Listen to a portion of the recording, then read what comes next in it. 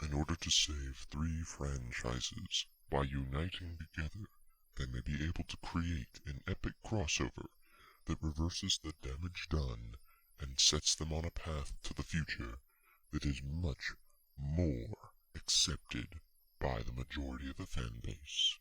This is Dr. Trek Wars.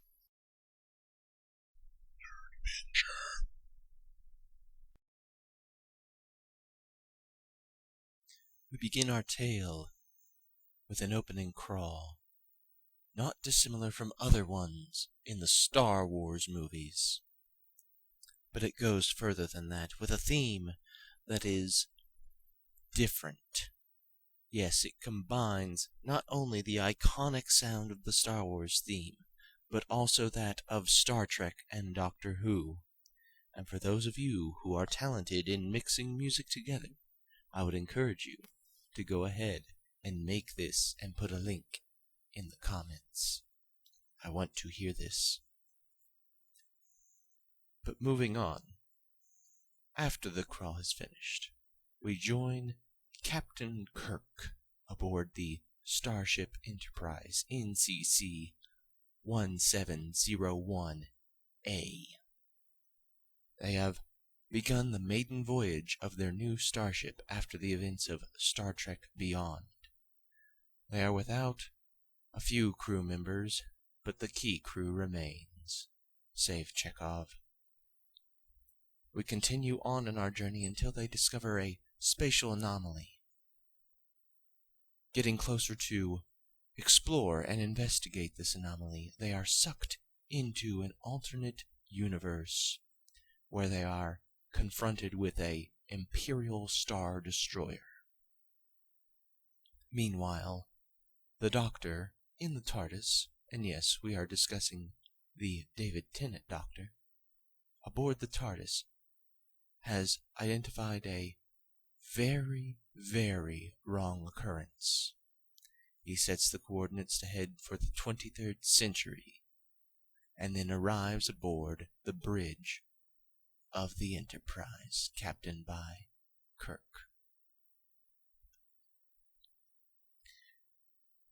He begins by introducing himself, but quickly realizes that the timeline has been altered, and he had never met that Captain Kirk before. Trying to find out what is going on, they realize that it is a residual Imperial Star Destroyer from the First Order. The Doctor manages to find some controls on the TARDIS and finds one person that can help them go back to the past in the Star Wars universe and fix the altered timeline there. He picks up Finn. He then realizes he can do nothing with this new Captain Kirk, and so sets his eyes on going back to the future in the Trek universe.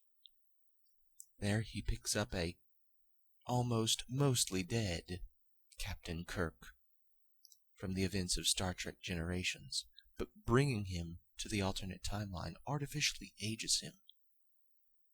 Now, with the help of Finn and Shatner Kirk, they can proceed in dismantling this Imperial plot which has corrupted all 3 universes.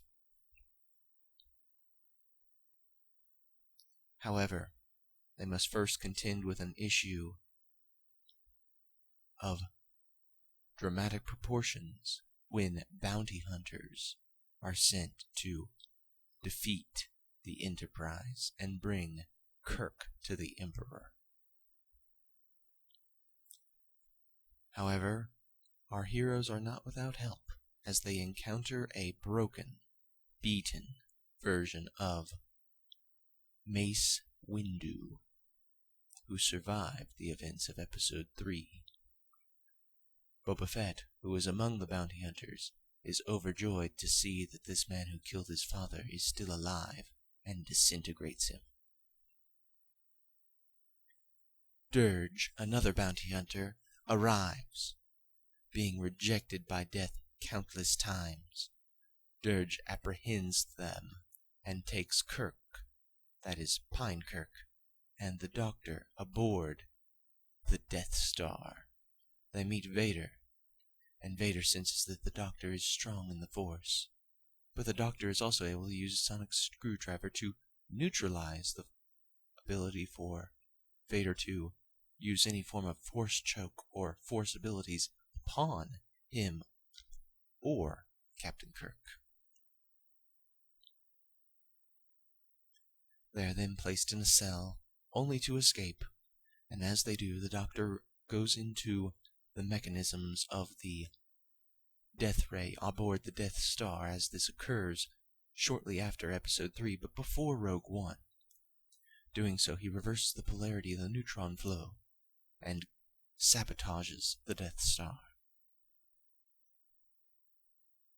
They're able to defeat Dirge, and in so doing they also uncover a hidden room aboard the Death Star where Palpatine is keeping and growing clones of himself. The Doctor, destroying that chamber, races out and back aboard the Enterprise, where they are able to return to Kirk's birth, and there they are able to set right the timeline that Nero once made wrong. And finally, as the Doctor returns to his own timeline, he is confronted by the Master.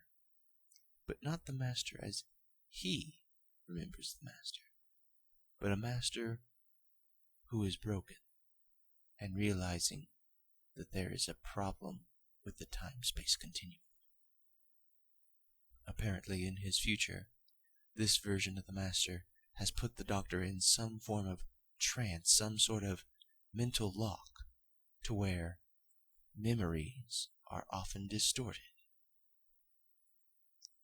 Individually, I can discuss how these go, but that is a general outline of how this story could work.